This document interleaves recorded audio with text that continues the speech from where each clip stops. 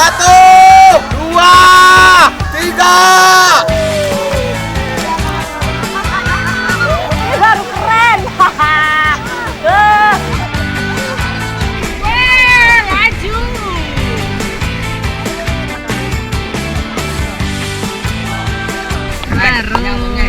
Ini baru seru main masak kuyup.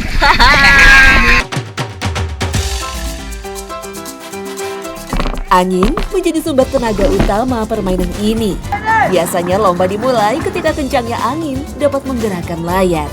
Satu sampan diisi minimal 2 orang.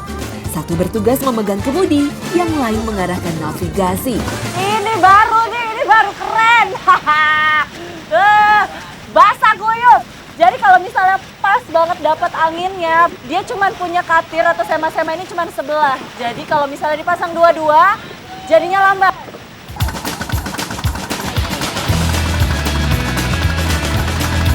Selama perlombaan, angin yang menjadi sumber tenaga tak selamanya stabil. Tinggi rendahnya kekuatan angin harus mampu diperhitungkan. Kecermatan membaca arah angin dan keahlian mengendalikan kemudi menjadi acuan yang juga harus diperhitungkan jika ingin memenangkan pertandingan. Sampan sekecil ini pakai layar sebesar ini, isi 3 orang. Nah, yaitu jadi memang diperlukan komunikasi yang baik. Kalau enggak, resikonya juga tinggi nih.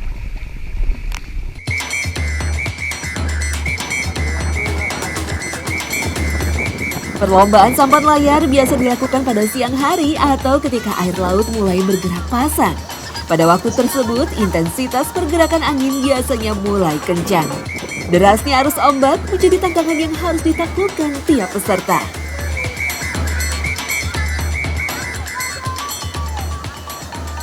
Pokoknya kalau misalnya layarnya di kiri, kita harus duduknya diberatkan ke kanan. Nah, giliran seperti ini terbalik, arah sebaliknya duduknya berat ke kiri. Wah, laju.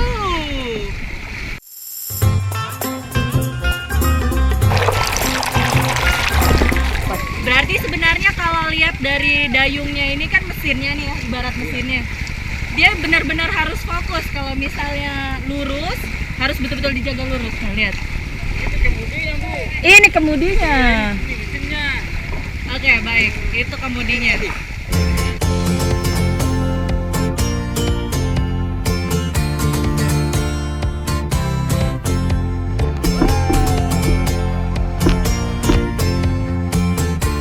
Harusnya saya menang. Kita ada sangkut di tali kapal.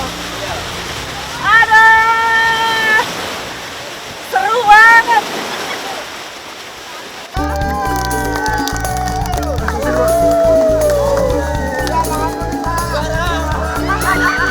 Menang ya, yang juara 1 ya.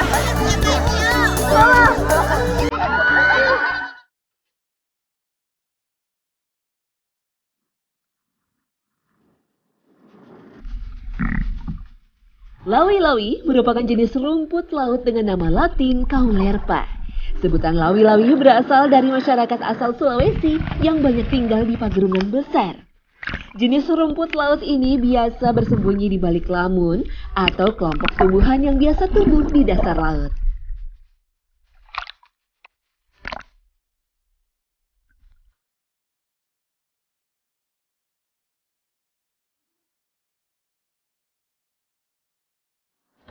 Anggur laut karena memang bentuknya seperti anggur tapi size-nya mini. Lucu ya?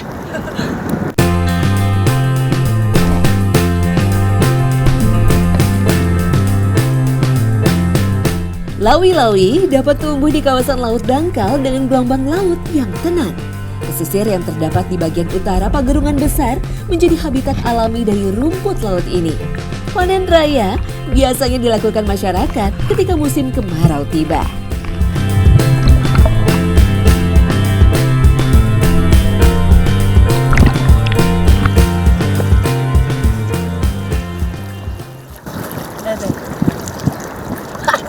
Sekali raup khusus banyak. Nah, jadi lawi-lawi ini sendiri memang banyak sekali di pesisir pagerungan. Jadi memang ada nelayan khusus yang ambil, tidak perlu dibudidaya. Jadi memang tumbuh alami anggur laut. Nah kalau misalnya dipetes, amis. Dan kalau misalnya waktu pas dipetesin itu, dipencet itu, dia teksturnya seperti telur ikan.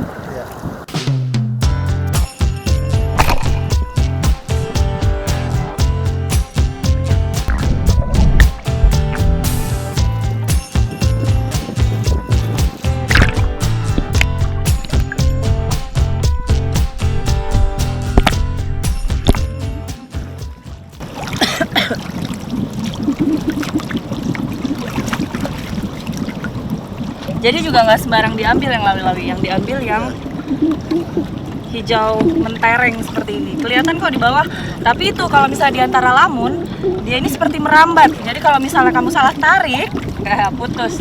Yang nggak diambil tuh yang ini. Yang tua. Kalau misalnya yang ini, dia sudah putih-putih begini, sama seperti karang jari. Kalau misalnya sudah mati, kalau yang hijau-hijau ini nih yang kita ambil. Mau taruh ya? Iya. Nggak ada baunya. Kayak telur ikan, meletus-meletus di mulut. Rasanya juga persis sama. Amis-amis. Kalau penyuka sushi sih pasti suka sih. Seperti wakame, nah seperti rumput laut rasanya persis sama seperti itu.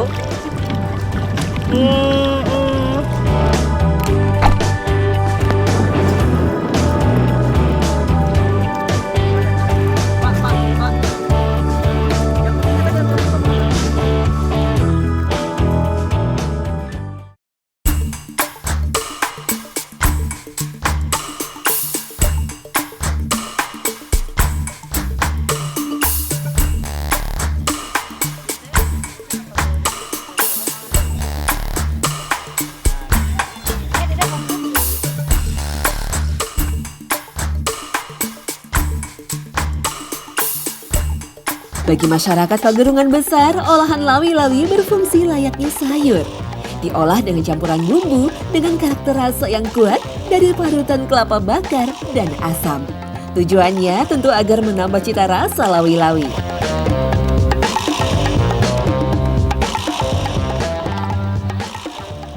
Jadi setelah dicuci, lawi-lawinya ternyata langsung aja dicemplungin nih ke kelapa bakar. Udah begini aja? Iya. Jadi sudah? Iya, jadi sudah. Nah, teman makannya ini pakai gogos itu tuh. Sini. Menikmati lawi-lawi, masyarakat Pagerungan Besar biasanya ditemani dengan gogos. Salah satu makanan tradisional berbahan dasar beras ketan yang diolah sebagai pengganti nasi.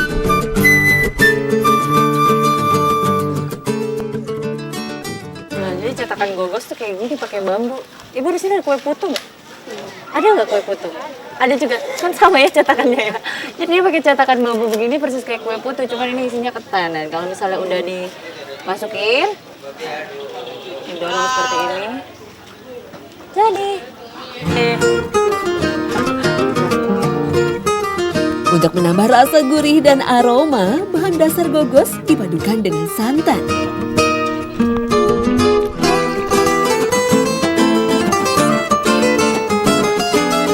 Membuat gogos dilakukan dengan teknik dipanggang. Api dibuat kecil sehingga asaplah yang membuat campuran beras ketan dan santan ini matang merata. Matang Ibu? Udah oke. Yeay, matang. Nah, Ibu kita angkat. Tapi karena ini hujan. Au. Wow. Hujan lembek ya? Oh, oke.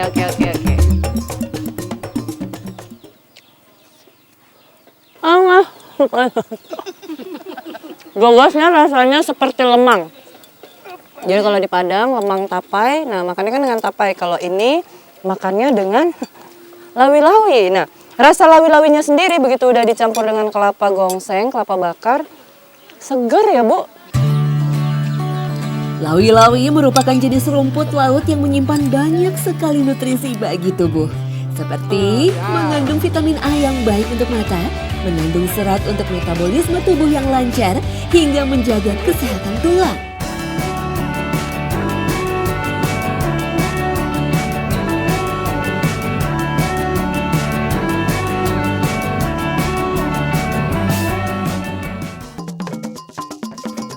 Lokasi ideal bermain baling-baling kayu adalah di dataran tertinggi. Setiap sore, lokasi ini akan dilalui angin dari segala penjuru. Main di sini kita? Belum. Mana? Lagi sana jauh. Oh. Oke, jalan. Ya. Ya. Di atas sana mainnya. Lihat itu. Permainan ini lintas usia dan gender. Semakin kencang baling-baling berputar, akan semakin keras bunyi yang dihasilkan. Bukit Balik Terus termasuk bukit tertinggi di Pulau Bawean.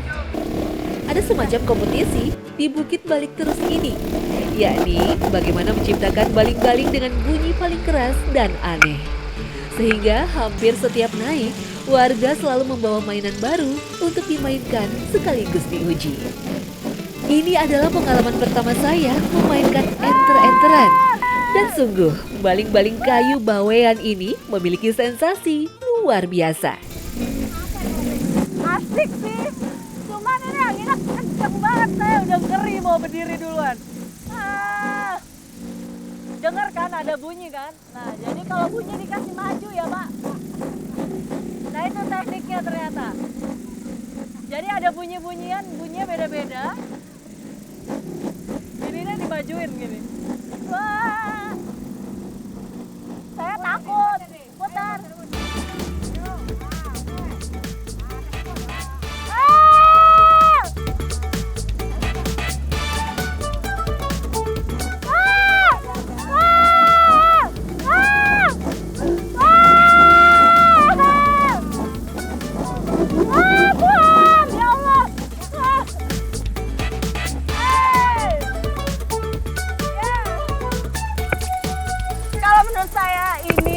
Satu permainan yang lumayan ekstrim. Kenapa? Apalagi kalau kita takut sama ketinggian.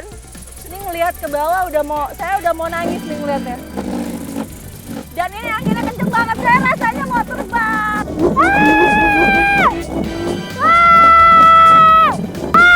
Tuhan, ya Allah, ya Allah.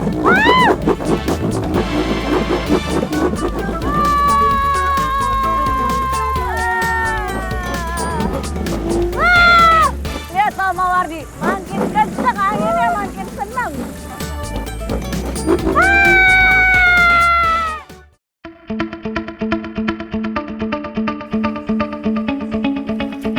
Kawasan hutan di perbukitan Pulau Bawean adalah hutan sekunder. Kawasan hutan ini memiliki vegetasi beragam dengan ketinggian kontur sekitar 600 meter dari permukaan laut. Ini pohonnya. Di sini bilangnya leben, tapi saya taunya ini pohon waru sebenarnya. Kelihatan dari daunnya. Bentar ya Pak, ada bilang waru juga di sini. Nah, kan bener, silakan. Habis itu langsung kita bikin ya. Yang atasnya.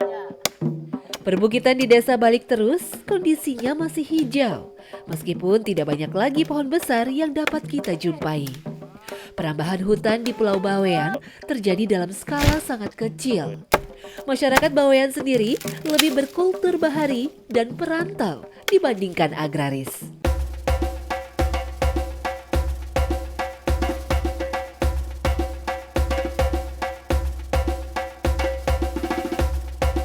Wah, baling-baling.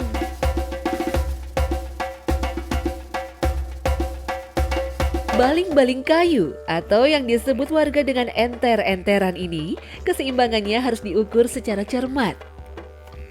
Kayu pohon waru dipilih karena ringan dan mudah dibentuk. Apalagi kayu lunak ini juga tidak bisa dipakai untuk kepentingan konstruksi karena kurang keras atau kuat.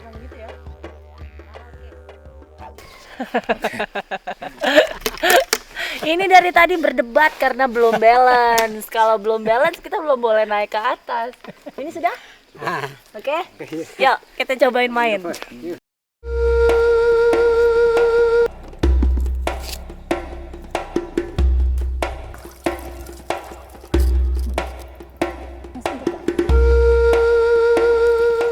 Nah ini di Waduk Lodo ini biasanya kalau misalnya pas kebetulan kita lagi ngambilin enceng gondok, pasti untuk pakan. Nah, pakan apa? Ini pakan salah satu budidaya yang lumayan terkenal juga di sini di Karangkates, kalkut. Makannya ini. Ada banyak jenis pembesaran hewan yang dilakukan di Indonesia, baik itu mamalia, unggas, ataupun serangga yang diternakan untuk tujuan ekonomi. Salah satu bisnis peternakan yang sedang digemari oleh masyarakat di Pulau Jawa adalah pembesaran unggas jenis kalkun. Peningkatan jumlah konsumsi kalkun hingga kegemaran memelihara hewan unik ini membuat pasar kalkun naik daun dan menjadi cukup menguntungkan untuk dijadikan sebagai sumber pemasukan warga.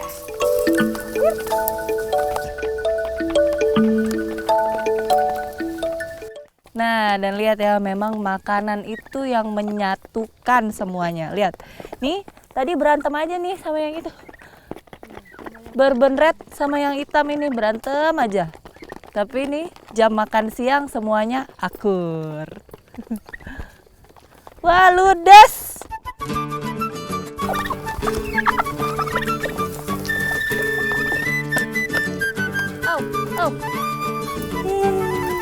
Salah satu keunggulan dari hewan ini adalah mudahnya berkembang biak. Setidaknya dengan perawatan dan perhatian khusus, telur yang dihasilkan setiap hari dari sang betina diperkirakan 80%-nya akan berhasil ditetaskan.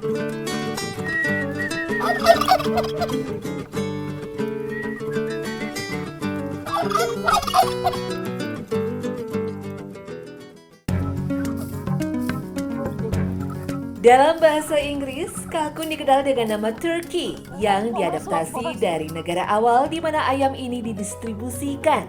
Padahal pada awalnya unggas ini adalah hewan peliharaan suku Aztec yang tinggal di Amerika Tengah. Sebelum diternakan dahulu, kalkun hidup liar di savana-savana Amerika. Namun kemudian punah karena perburuan massal. Kini setelah dikembangbiakan kembali untuk kepentingan ekonomi, kalkun memiliki rekor sebagai jenis unggas yang paling banyak diternakan di seluruh dunia. Ini yang asli. Air nih. Jadi belum ada kawin campur. Wah, halus banget bulunya. Cantik sekali kamu, bersih, putih.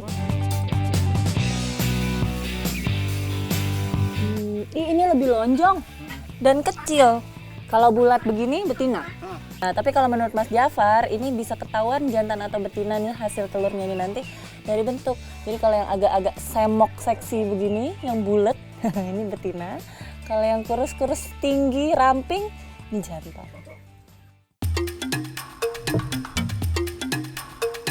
Di sini perkembangbiakan kalkun dipantau dengan seksama.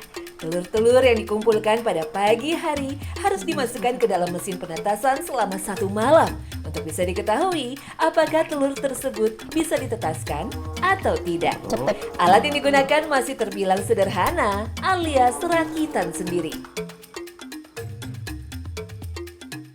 Nah, bisa dilihat, jadi budidaya kalkun ini termasuk cukup mudah dari cara pakannya tadi sampai ini masuk ke dalam mesin penetas telur otomatis. Nah, ini yang riskan nih, jadi begitu dia menetas butuh waktu sekitar 28 hari lalu dia menetas. Nah, dari menetas itu sampai usia 28 hari itu yang harus betul-betul dijaga ya. Karena dia rentan terhadap sakit, makanya harus ditempatkan di ruang tertutup karena nggak boleh kedinginan. Nah, ini selamat menetas.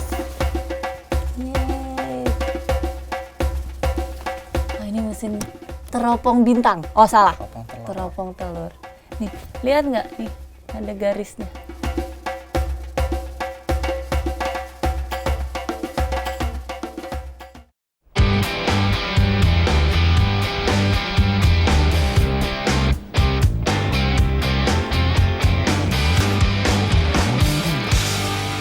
Ini saya sama Pak Ali dan teman-teman nih lihat, kita mau jaring ikan. Nah, kalau misalnya teman-teman lihat tuh di ujung sana pecah ombaknya jauh, jadi memang dimanfaatkan nih kalau misalnya pas meti udah mulai naik airnya seperti ini. Nah, ini sistemnya sih kalau saya lihat seperti jaring tarik.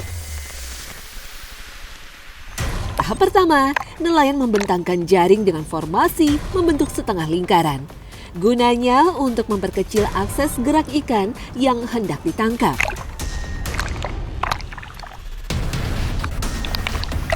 Jadi jaringnya itu setelah terpasang semua bentuknya setengah lingkaran. Nah, udah gitu lanjut kegiatannya ini nih. Dipukul-pukul nih.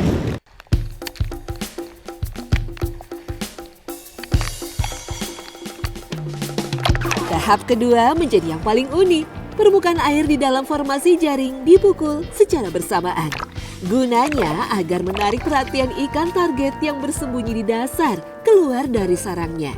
Layaknya jebakan, ikan yang keluar dari sarang kemudian terhambat hingga terjebak di dalam formasi jaring.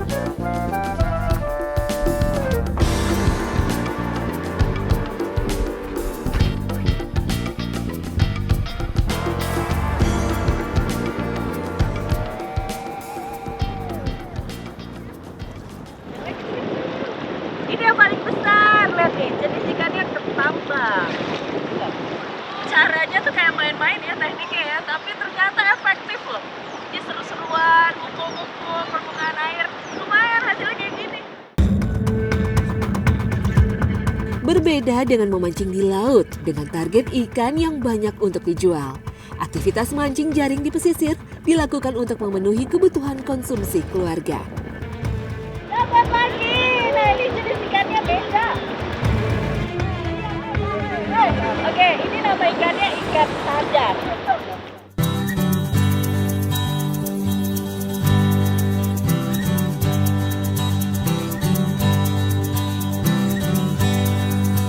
Ketika musim panen ikan di laut, membuat jumlah ikan seringkali melebihi kapasitas kebutuhan masyarakat. Satu teknik pengawetan tradisional khas Pagerungan menjadi solusi yang tetap bertahan hingga kini. Masyarakat menyebutnya teknik kanas.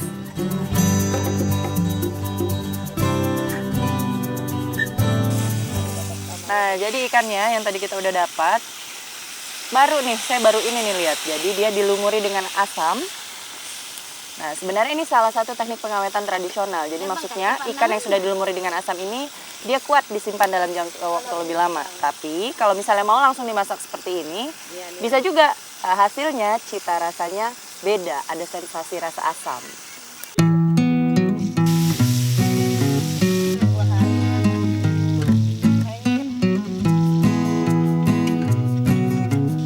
Menikmati hidangan protein yang diolah kanas biasanya ditemani sumber karbohidrat dari olahan jepa. Jepa merupakan alternatif makanan pokok bagi masyarakat Pagerungan selain nasi yang berbahan dasar singkong.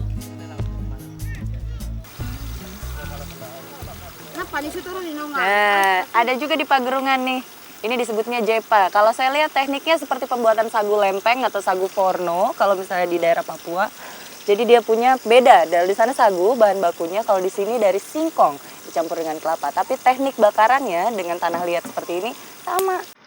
Cuman beda di sini makannya pakai ikan.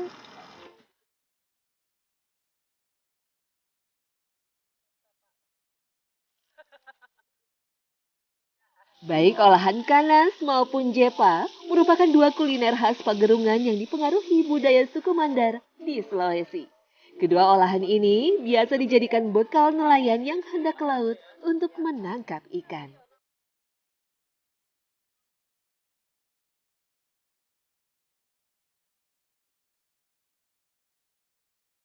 Semuanya enak-enak aja di mulut ya, Bu. Cocok lah. Nah, kalau misalnya dicocolin pakai ini, jadi ada rasanya. Karena sebenarnya si jepa ini sendiri adalah pengganti karbohidrat, pengganti nasi kalau di sini.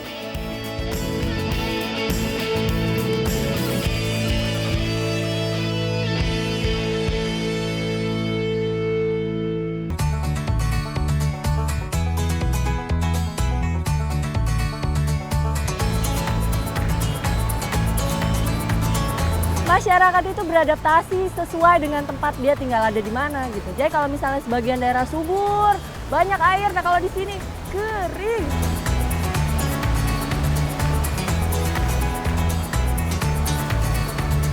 Perjuangan cari airnya aja kayak gini, capek ya Bu. Sumur paling keren yang pernah saya lihat. Kalau misalnya kita di daerah lain ya, saya sih kebayangnya kalau sumur tuh ya seperti biasa gitu. Kita ngelongok ke bawah nggak kelihatan dasarnya, tapi ini kalau misalnya ngelihat ke bawah, ngeri banget. Ngeri sekaligus keren.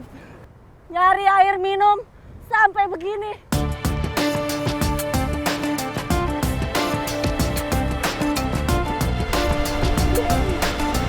Adanya sumber mata air tawar di sepanjang tebing-tebing kapur yang berbatasan langsung dengan laut menjadi berkah bagi 4 dusun di wilayah Sekaroh ketika musim kemarau melanda.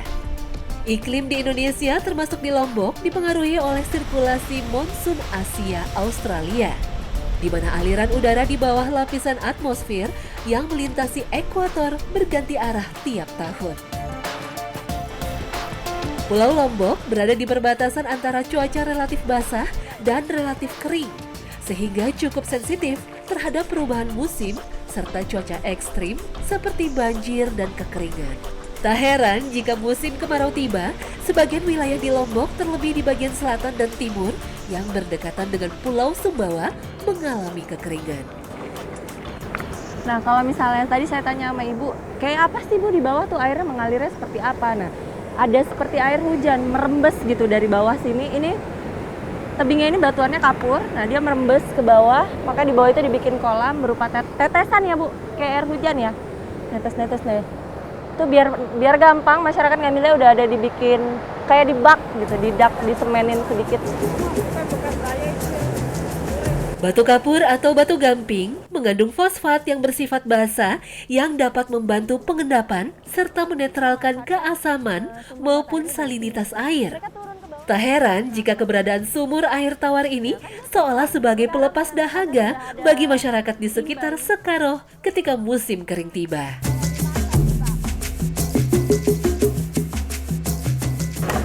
Oke, kita kalau orang awam melihat air tuh ya nggak ada baunya, warnanya juga jernih, dirasakan.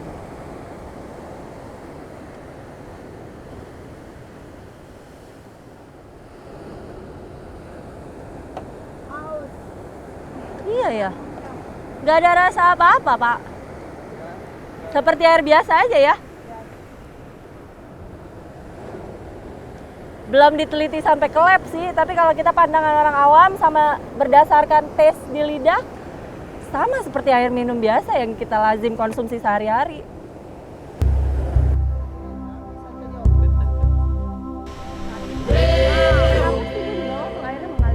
Semua kebutuhan yang perlu air, ya masyarakat di Sekaroh ini di sini ngambilnya. Jadi kalau saya bilang air Zam-Zam. Rasanya? Ya. Ya, boleh lah, boleh. Tapi menurut saya yang luar biasa adalah perjuangannya. Nih, luar biasa nih. Buat apa? Buat memenuhi kebutuhan sehari-hari. Besok di jam yang sama, waktunya bertualang. Saya baru pertama kali jaring ikan dan dapatnya sebanyak ini. Ini banyak banget. Tuh, mungkin ada ratusan tuh kata Bapak. Wah, kita panen hari ini panen ikan.